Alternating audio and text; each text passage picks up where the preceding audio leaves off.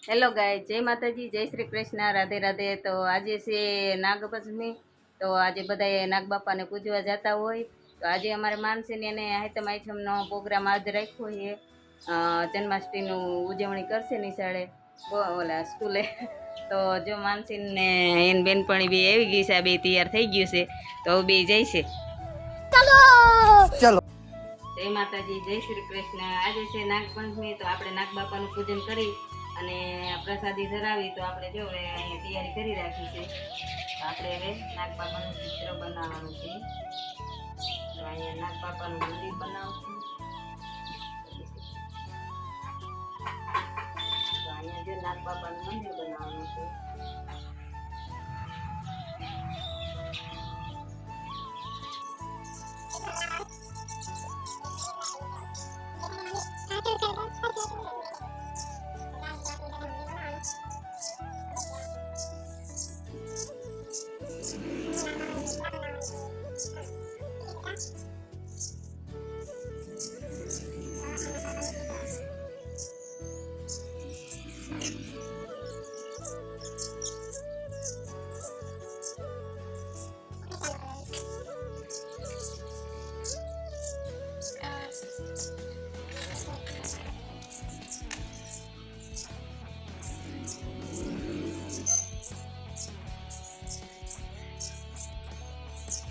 આપણે હવે નાગ બાપાની પૂજા થઈ ગઈ છે. તો આ રીતની અમે ઘરે પૂજા કરી છે. તો વૈશાલી બેન, તમે આ રીતની પૂજા કરજો, મજા આવશે. અને નાગ બાપા તમારી માનતા માની લેશે. Bye bye.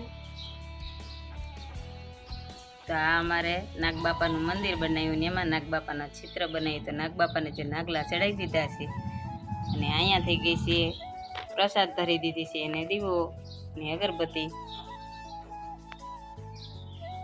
જય નાગ બાપા. જય માતાજી, જય શ્રી કૃષ્ણ, રાધે રાધે. તો આજે જવું છે ઓલા કરે અમારે. તો આજે હાઈતમ ઉજવવી છે. ઓલા હાઈતમ હું થાય હાઈતમ આવડી જાય, કેતી નથી પાછી. તો હવે આપણે જઈશું એ બાજુ. તો ત્યાં જઈને મળીશું, પ્રેન્ક કરીશું કે છે. હાલ હવે હાલ.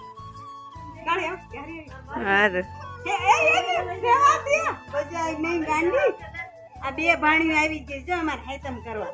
આ તો કરે છે ગાંડી બેન. કેતા અરદિયા મારા ભાણી આવી હાઈતમ કરવા. તો બાજવાનું કરે છે. હું ભાગ પાડો તમારે. હા બા બા. You didn't have to cut me off. We were nothing. અરદિયા lehenga બોલે પણ લઈ જા. અરદિયા તારા બા કરે અરદિયા.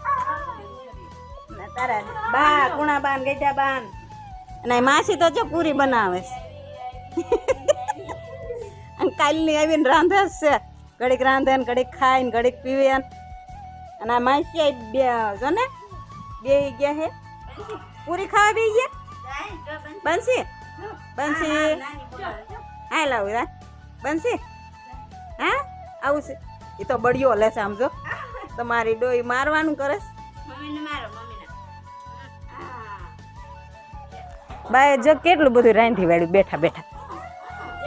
તમને આવડે છે? અને આ શું બનાવ્યું? આને શું કહેવાય? ખાખરા કે ઘાઘરા? ઘાઘરા. જોજે અમાર બા કેવા અમાર બા અમાર ભેગા રહેતા હોય તો કેવું રાંધે. અને મારે તો ઉપાધિ જ નહીં કાંઈ. જોજે બા રાંધે બનશી. અરે જોજે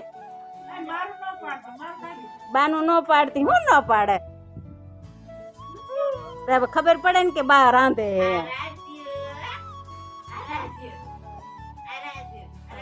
કોનો ફોન આવે? હું ખાય પૂરી? બા કેસે પૂરી ખાવ એમ. અને જો અમારે બહાર મહેમાન અહીંયા ચાલે તો છે. મહેમાન જમવા દઈ દીધું.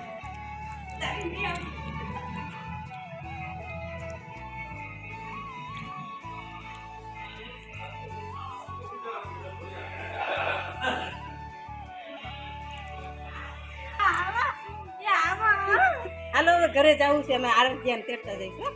હાલો ટાટા. આ જો બે બાજે છે. એ બંસી, આપો આપો અમને આપો. એ બંસા, બંસુ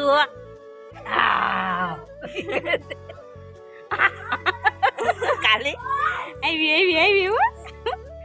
હા રદિયા જો આવી, જો બંસી આવી, જો મારી પાસે જો. હાલ તારા આવું, હાલ આવું જો આવે છે ને વરસાદ. અમે બધા પૂરી તળવા દઈ ગયા પણ અમે ખોટા ખોટા બેઠા છીએ.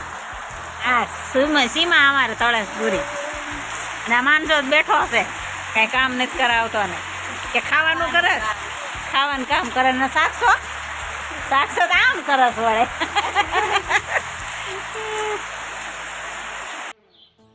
તો આપણે જો 5 દાણા ચોખાના લઈ લીધા છે ને આપણે નાગપાંચમની વાર્તા કરવાની છે. તો આપણે નાગપાંચમની વાર્તા કરીશું.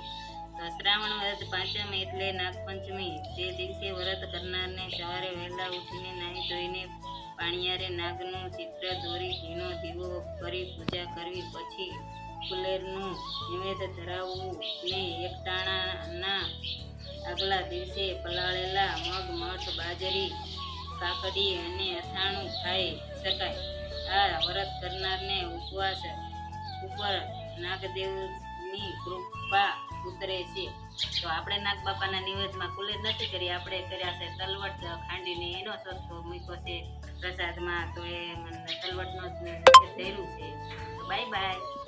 શકાય છે આ વ્રત કરનાર વ્રત દર સોમવાર કરવાનું. એક સોમવાર પાળવો નહીં, વ્રતનું ફળ મળે નહીં ત્યાં સુધી આ વ્રત કરવું. આ વ્રતમાં શિવજી પૂજા કરવી, એકટાણું કરવું. સવારનો સમય છે. એક મુનિના આશ્રમમાં કેટલાક ઋષિમુનિઓ અને એ આશ્રમના કેટલા વિષયો ભેગા થયા, શિષ્યો ભેગા થયા. તે તપસ્વી મુનિઓ ઊંચા આસને બેઠા છે. શિષ્યો આવીને ઋષિ મુનિઓને દંડવત પ્રણામ કરે છે. એમાંની સામે બેસેલા જાય છે. બધા વિષયો શિષ્યો